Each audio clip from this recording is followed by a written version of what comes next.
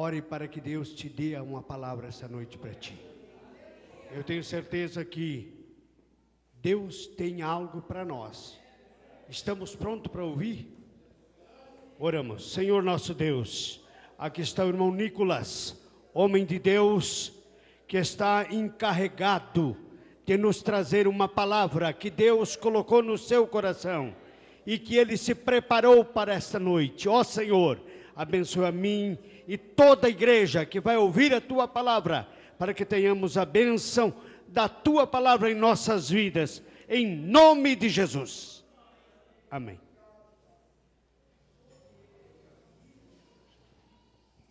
Glória a Deus. A paz do Senhor, meus irmãos. A paz do Senhor, meus irmãos.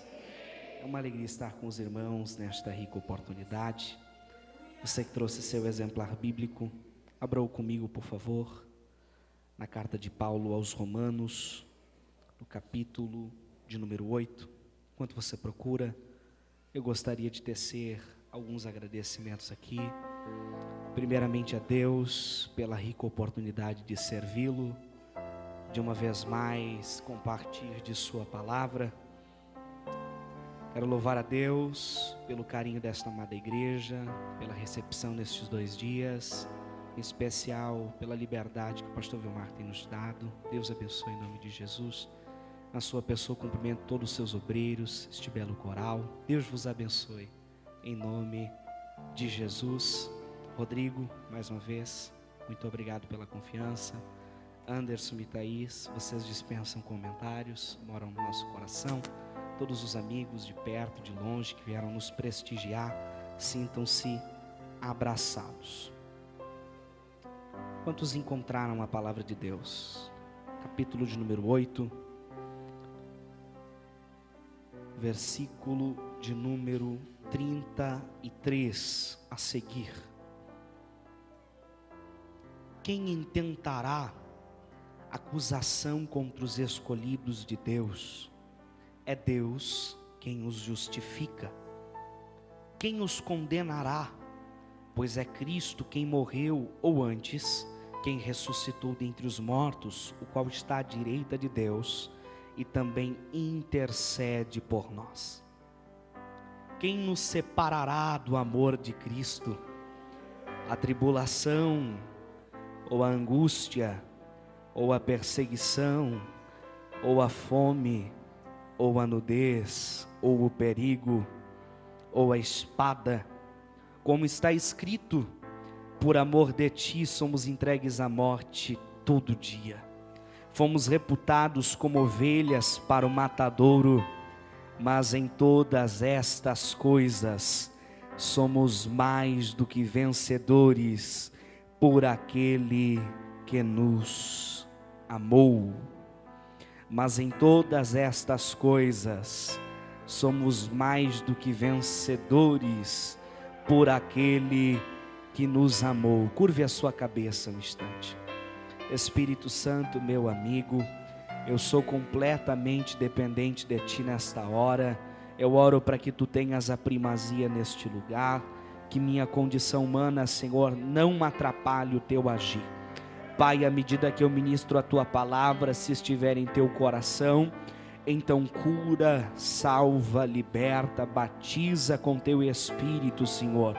Tão somente que este lugar seja inundado pela presença e pela glória do Senhor. Fica conosco, Senhor, fala conosco, em nome de Jesus. Tome o seu assento, adorando a Jesus. Meus irmãos, antes de começar a ministrar, eu gostaria de anunciar aos irmãos que nós estaremos com o DVD pronto logo após o culto.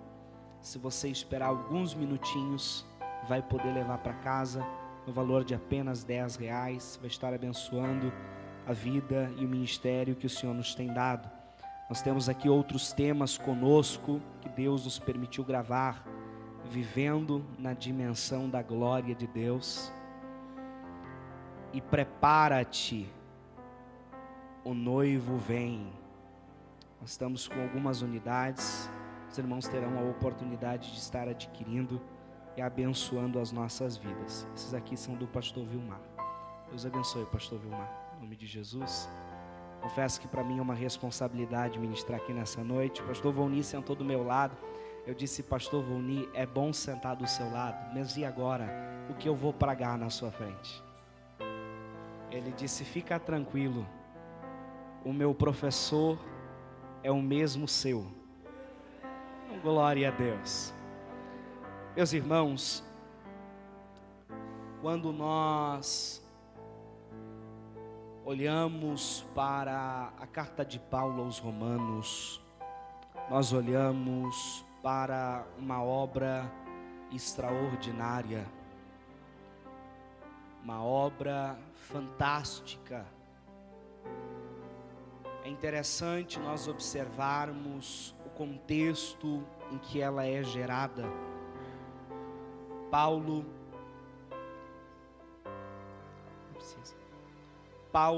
no final de sua terceira viagem missionária, no ano 56 depois de Cristo, em sua estadia na Grécia,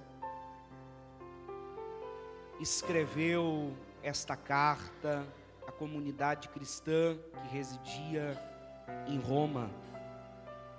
E essa carta é tida por muitos estudiosos, muitos teólogos, como uma teologia sistemática, um tratado teológico. E é observando o contexto em que ela é gerada que nós entendemos o motivo pelo qual Paulo decidiu escrever um resumo de sua teologia. Para aqueles que não sabem o que é teologia, eu gostaria de definir para você. A palavra teologia, ela vem de duas expressões gregas, theos e logia, que vem de logos. Pois bem, theos é a palavra grega que se refere a Deus. Logia, por sua vez, vem de logos, que significa palavra, tratado, discurso ou estudo. Algumas pessoas diriam, pregador, é simples. Teologia é o estudo acerca de Deus. Eu não gosto desta definição porque creio que Deus é transcendente. Logo, se Deus é transcendente, não pode ser estudado. Eu gosto de definir teologia como um discurso acerca de Deus.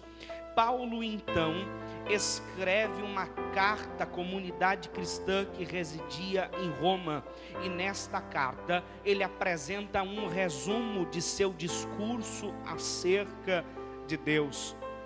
É importante nós entendermos que Paulo não fundara a igreja da cidade de Roma. Os estudiosos acreditam que a comunidade cristã que residia em Roma teria sido fruto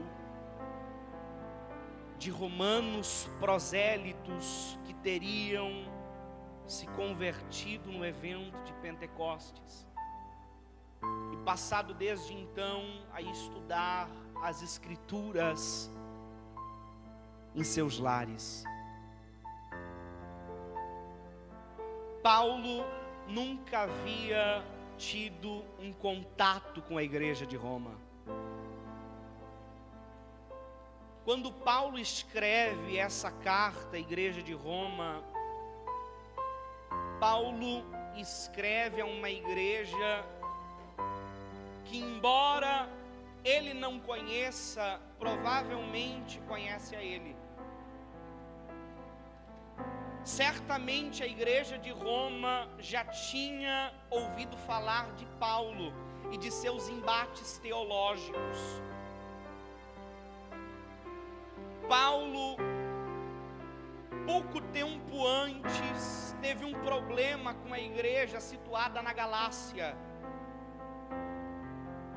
A igreja situada na Galácia vivia um período de conflito,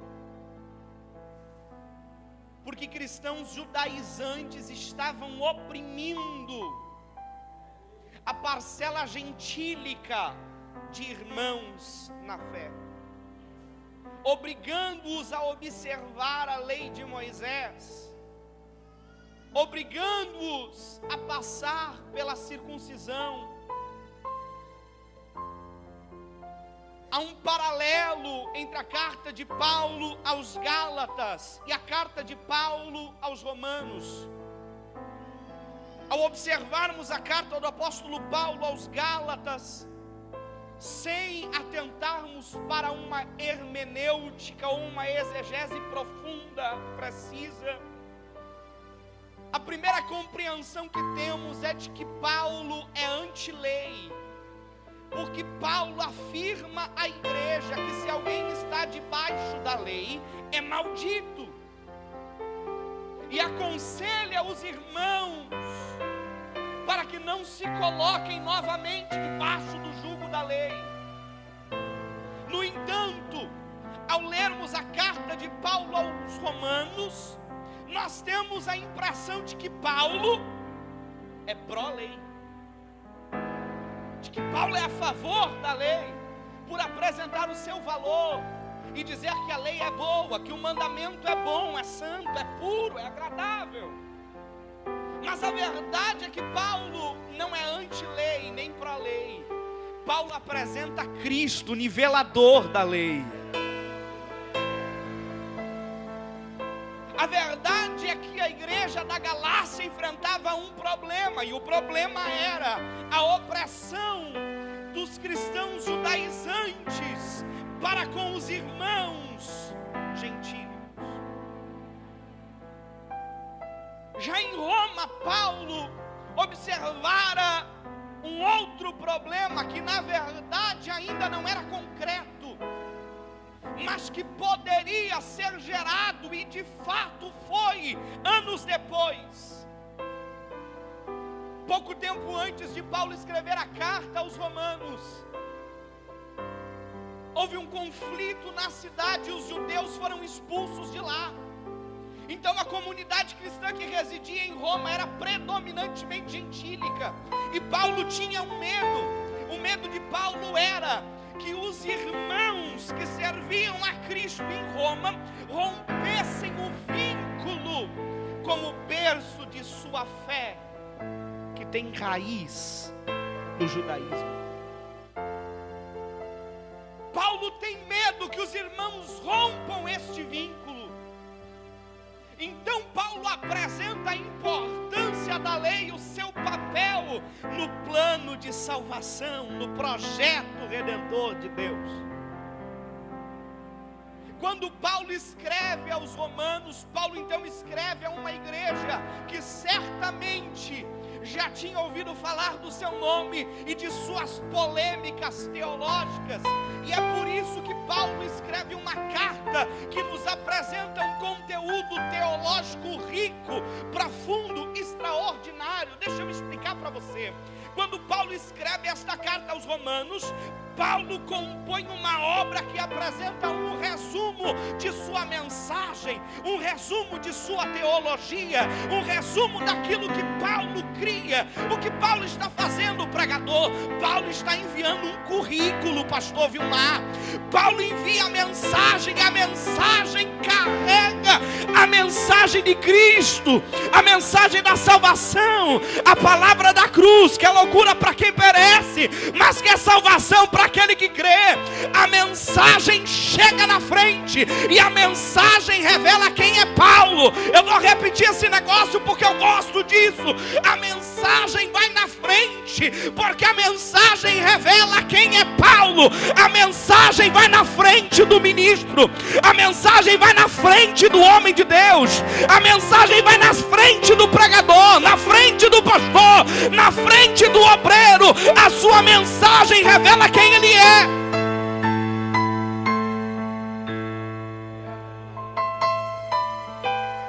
A carta de Paulo aos Romanos é um currículo.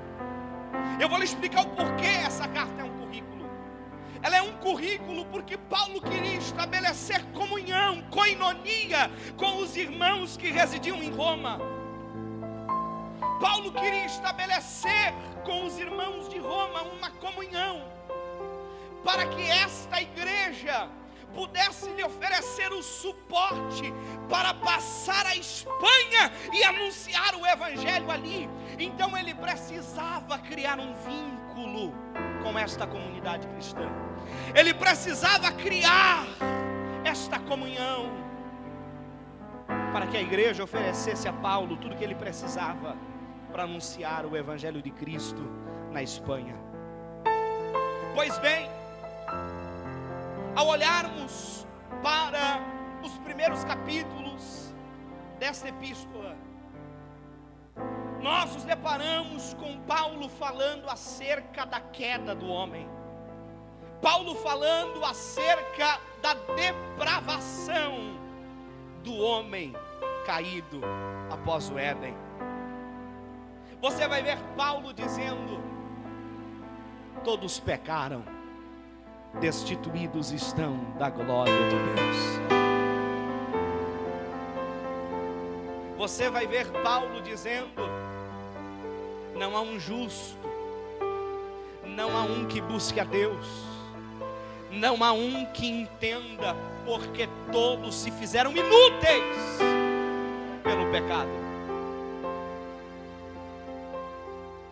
Você vai ver Paulo dizendo que em Adão todos morremos, porque o salário do pecado é a morte. Paulo apresenta a queda do homem. Agora, o que mexe com o coração desse jovem pregador é que na sequência Paulo apresenta o interesse no coração de Deus e resgatar o homem caído. Eu estou sentindo a presença de Jesus aqui.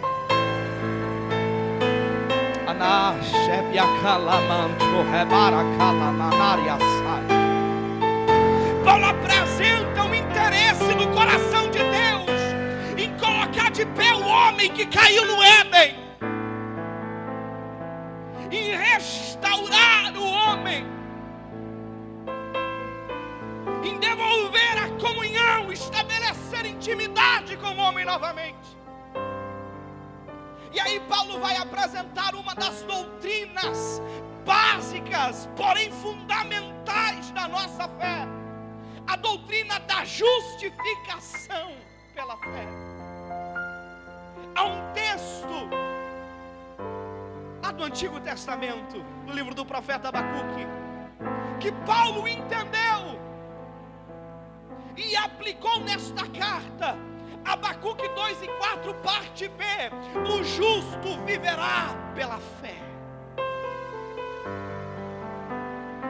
Este texto é tão poderoso, mas tão extraordinário, que mais de 1000 anos depois desencadeou o que nós chamamos de reforma protestante. Paulo vai nos apresentar este interesse de Deus em restaurar o homem caído, em colocar de pé este homem. No capítulo 8, Paulo chega no clímax, no ápice de sua retórica. Depois de dizer que todas as coisas cooperam para o bem daqueles que amam a Deus,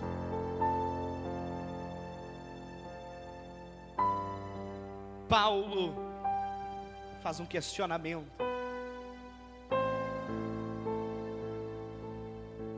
Se Deus é por nós, quem será contra nós? Preste atenção. Quando Paulo apresenta esta pergunta, Paulo está fazendo algo que o povo hebreu costumeiramente fazia, que era apresentar o interesse de Deus em pelejar por eles. Você lembra de Isaías? Isaías profetizou e disse: porque Deus de antiguidade nunca se ouviu falar de um Deus como o Senhor, que trabalha em favor daqueles quem te espera.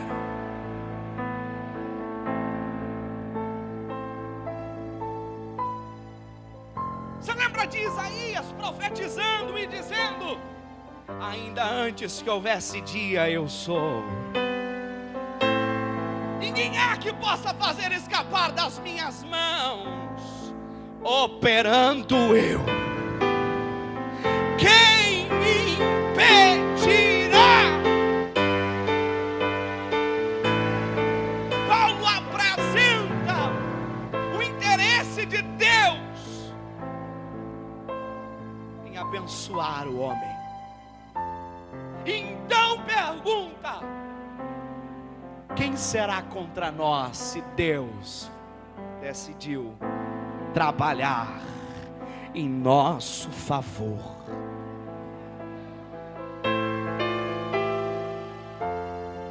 Então, Paulo diz: aquele que nem o seu filho poupou, antes o entregou por nós.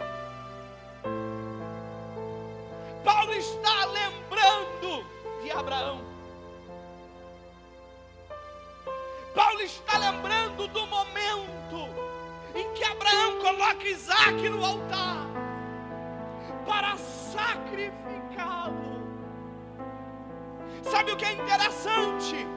É que quando Abraão decidiu ser fiel e sacrificar o seu filho, diante da mão de Abraão com o cutelo apareceu o anjo do Senhor.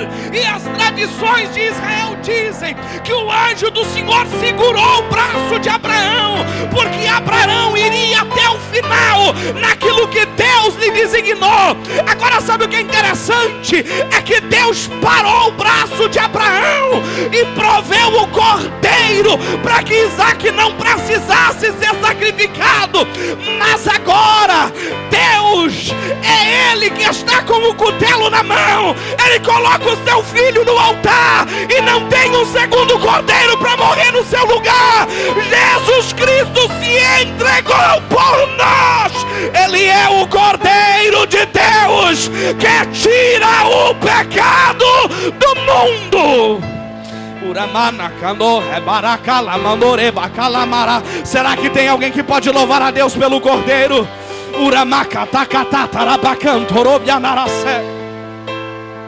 Segura aí.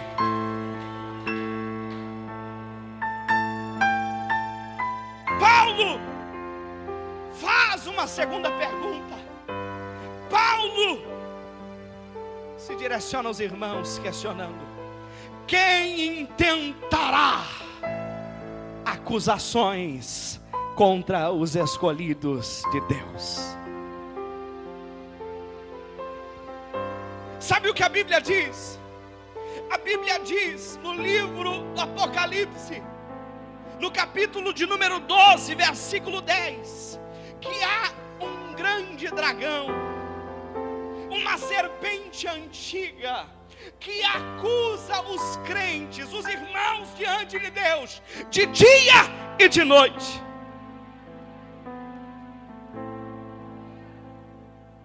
A Bíblia diz, no livro de Jó, capítulo 1, versículo 6 a 9, que o diabo se apresentou diante de Deus para acusar a Jó.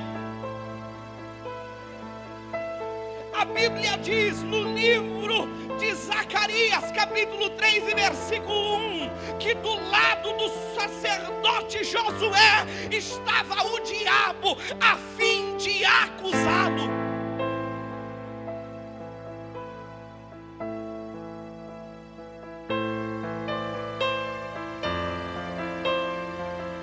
A Bíblia diz que o próprio Paulo provou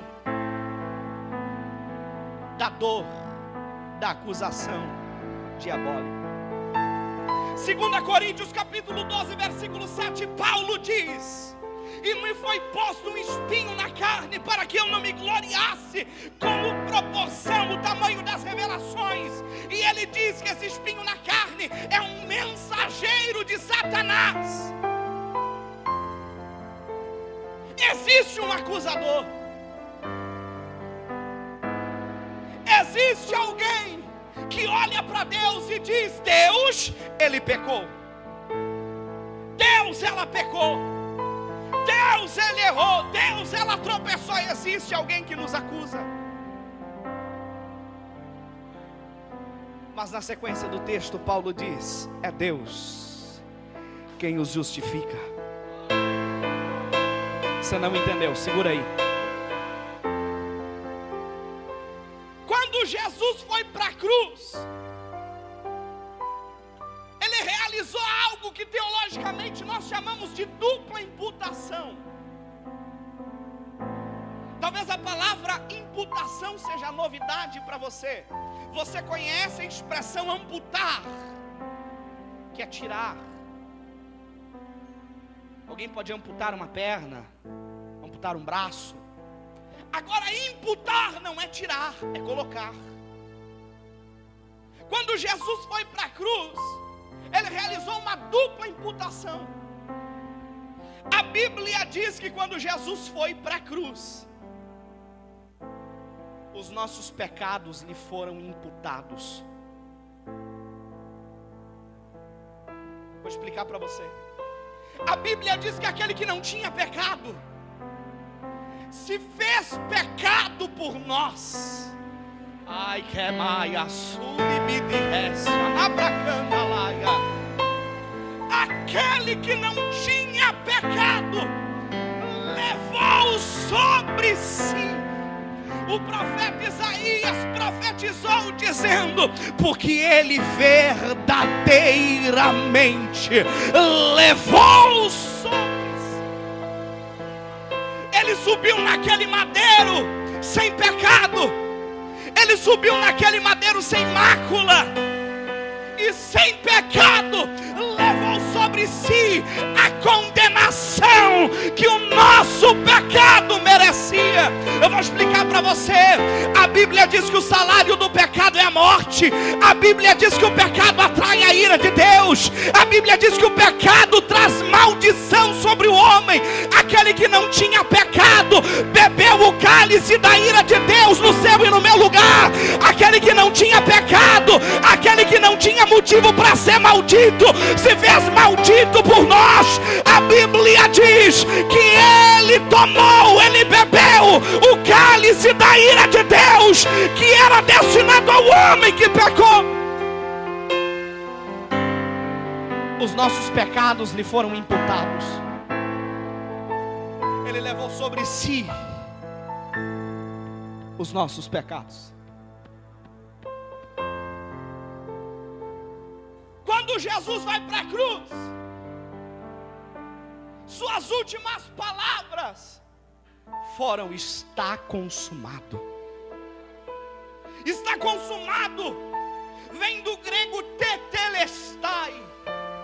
E tetelestai tem alguns significados. Dentre eles eu gostaria de destacar um. Quando alguém pagava uma dívida, recebia um documento carimbado com a palavra tetelestai. E a palavra tetelestai significava: a dívida foi paga.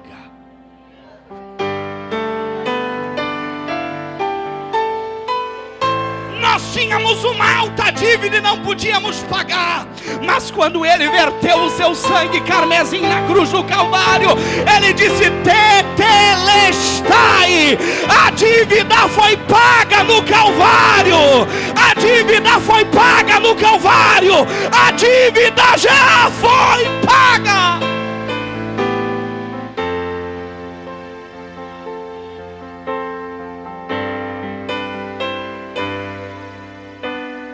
Eu disse para você que foi uma dupla imputação. Primeiro, os nossos pecados foram imputados nele. E depois, a sua justiça nos foi imputada. Você não entendeu? Jesus obedeceu à lei. Jesus viveu de forma reta. Jesus foi obediente. Paulo escreveu aos Filipenses dizendo: porque mesmo sendo Deus, não teve por usurpação ser igual a Deus, antes aniquilou-se, assumindo forma de homem, e sendo homem foi obediente até a morte, morte de cruz, pelo que também Deus o exaltou, lhe dando um nome que é sobre todo nome. Ele foi obediente, obediente até o fim, e porque foi obediente sem pecado, lhe foi atribuído o título justo. Agora ele vai pegar a justiça que é dele e vai imputar sobre nós.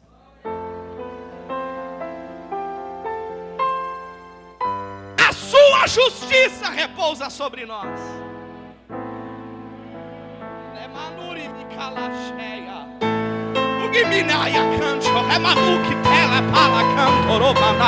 O diabo quer fazer a nossa geração sair da cruz com mensagens triunfalistas que dizem: Deus vai te dar, Deus vai fazer, Deus vai te honrar. Mas eu tenho uma palavra profética: a igreja nasceu na cruz, é sustentada na cruz e recebe vitória de Deus, mas é pela cruz, é pela cruz. Será que tem uma igreja aqui que pode celebrar a cruz? Gamanakano, remanaka, lamanarabashure, manabacandore.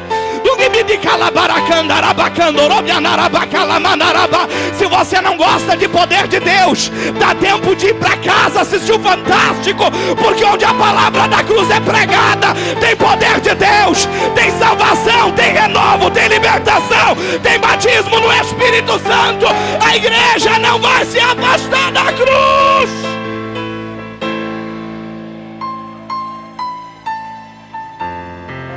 Narabacandore manaka narabacandoro manarabacalabara uribidi que papaca tuti ramina camarobia naraba uribidi galaba.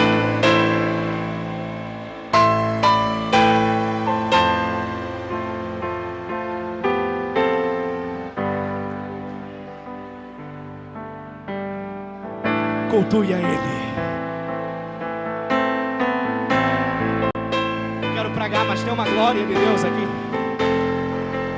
Quero pregar, mas estou com uma vontade de falar língua estranha. Anachebe, anaia, súbia.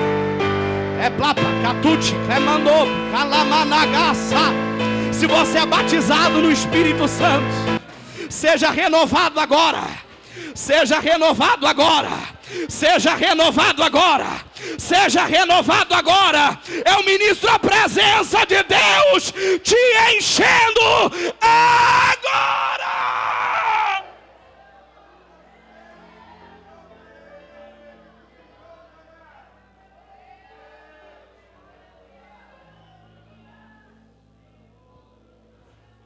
Deixa eu pregar mais um pouquinho. Eu preciso encerrar.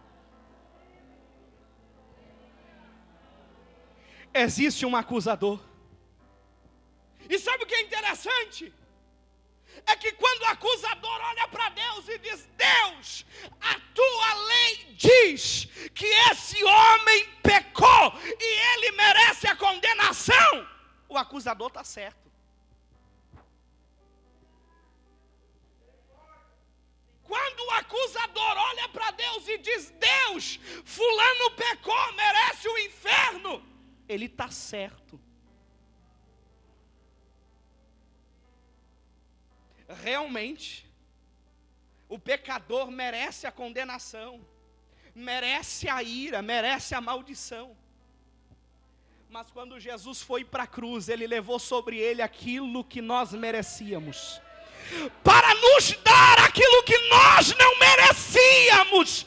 Você não está aqui porque é bonzinho, você não está aqui porque merece, você não está aqui porque canta bem, prega bem, fala bonitinho. Você está aqui porque Ele olhou para você, foi com a tua cara e disse: eu vou derramar o meu sangue por você.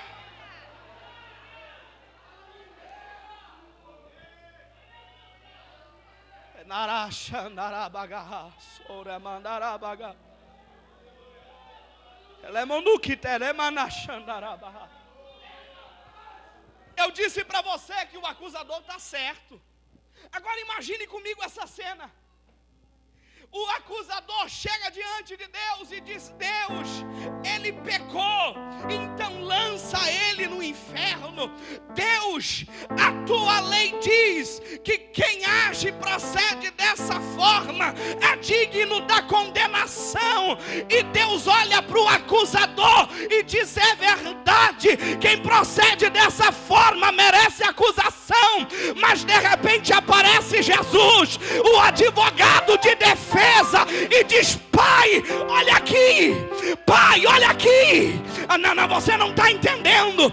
O advogado de defesa aparece diante de Deus e diz: Deus, olha a marca dos cravos. Pai, olha o lado, eu fui transpassado por eles, eu fui moído por eles, e o castigo que dá paz para eles repousou sobre mim.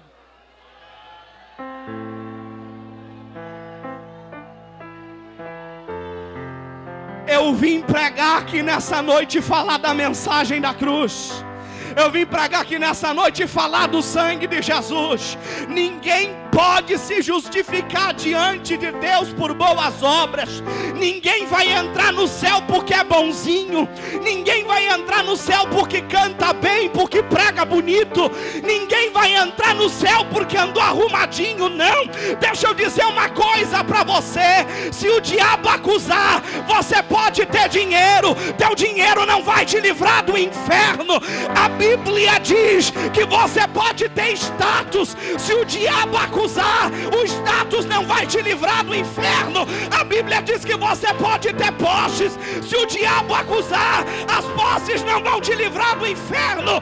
Você pode ter amigos, mas se o diabo acusar, os amigos não podem livrar você do inferno.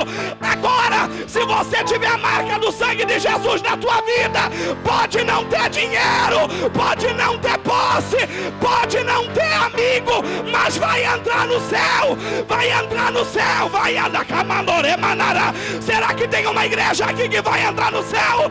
Então adore a Ele, porque a palavra da cruz ainda tem poder.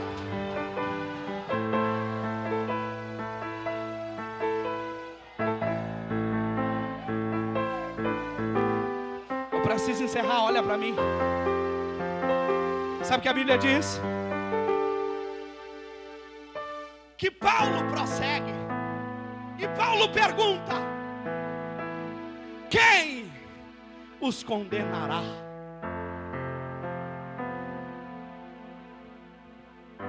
Se pecou, se transgrediu, se errou, merece a condenação. Mas Paulo diz na sequência: quem os condenará? Se Cristo morreu, ressuscitou, está à destra de Deus Pai e intercede. Todas as vezes que você peca, o diabo olha para Deus e diz: Deus, acaba com a vida dele. E mais uma vez, Jesus olha para o Pai e diz: Pai, a dívida foi paga. Pai, o preço foi pago. Agora, portanto, nenhuma condenação há para aqueles que estão em Cristo Jesus. Sabe o que a minha Bíblia diz? A Bíblia diz que se alguém confessa e se arrepende, alcança misericórdia. Sabe o que a minha Bíblia diz? Que se nós confessarmos os nossos pecados, Ele é fiel e justo para nos perdoar. Sabe o que mais a Bíblia diz? A Bíblia diz: filhinhos, não pequeis, mas se porventura pecarem, nós temos um advogado junto de Deus, Jesus Cristo, o justo. O diabo queria acabar com a tua vida, queria acabar com a tua casa, mas Jesus entrou na frente, morreu em teu lugar, derramou sangue por você e está mandando eu lhe dizer: o diabo não te toca, o diabo não te toca, o diabo não te toca, o diabo não te toca, não toca. A igreja tem dono, O diabo não toca, a igreja tem dono, o diabo não toca, o coral tem dono, o diabo não toca, os obreiros têm dono, o diabo não toca, o inferno não toca você, porque você tem dono.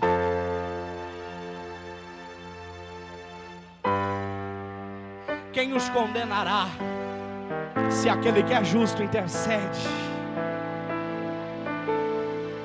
Se coloque de pé, por favor.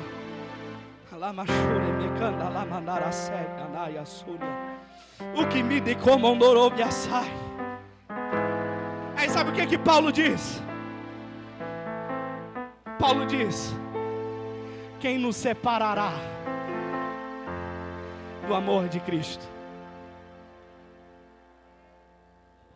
Quem nos separará do amor de Cristo? E aí Paulo mesmo responde, dizendo: eu tenho por certo que nem a morte, nem os anjos, nem a angústia, nem a espada, nem o sofrimento, nem a perseguição, nada, nada, nada, nada pode nos separar do amor de Deus em Cristo por nós. Ele escolheu amar você. Ele sabia que você ia errar. Ele sabia que você ia pecar. Ele sabia que você ia desviar. Ele sabia que você ia desanimar. Mas mesmo assim Ele escolheu te amar. Eu vim aqui para dizer: o teu pecado não é maior que a graça de Jesus. O teu pecado não é maior que o amor de Deus. Ele te trouxe aqui hoje para te reconciliar. Ele te trouxe aqui para te restaurar. Porque se o pecado te derruba, a graça de Deus te põe de pé. Deus te trouxe aqui para lhe dizer: nada vai cortar você do meu amor.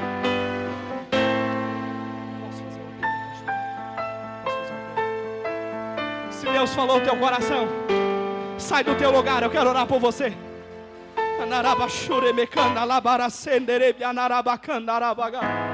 Eu quero orar por você. Vem, vem, vem, vem, vem, vem. Nenhuma condenação há. Sabe, aqueles que conhecem a história da Reforma Protestante possivelmente tenham conhecimento dessa informação da biografia de Martinho Lutero.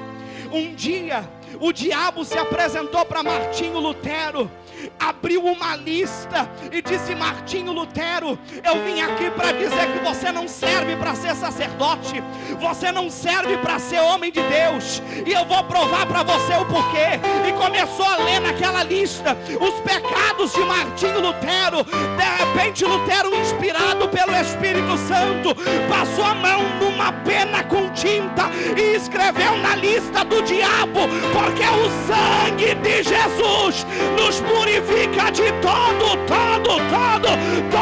pecado. Jesus te perdoa.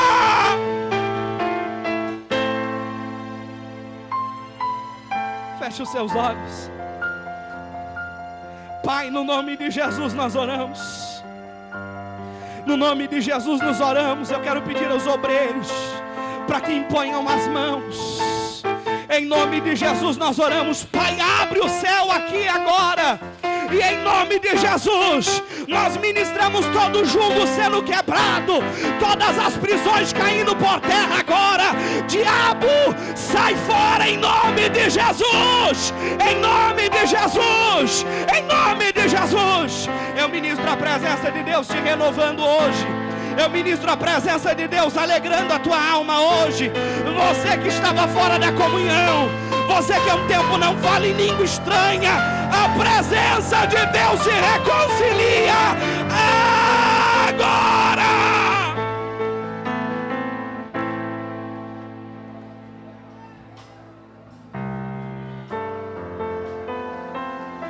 Deixa Jesus te encher com o amor dele. Deixa Jesus te encher com o amor dele. Deixa Jesus te encher com esse amor hoje. Deixa Jesus te encher com esse amor hoje. Deixa Jesus te encher com esse amor hoje. Eu ministro agora cadeias caindo por terra. Eu ministro agora cadeias sendo quebradas. Eu ministro agora o sangue de Jesus te purificando, te perdoando de todo o pecado. Recebe o amor de Deus, recebe o cuidado de Deus, o abraço de Deus nessa noite. O Espírito de Deus te abraça.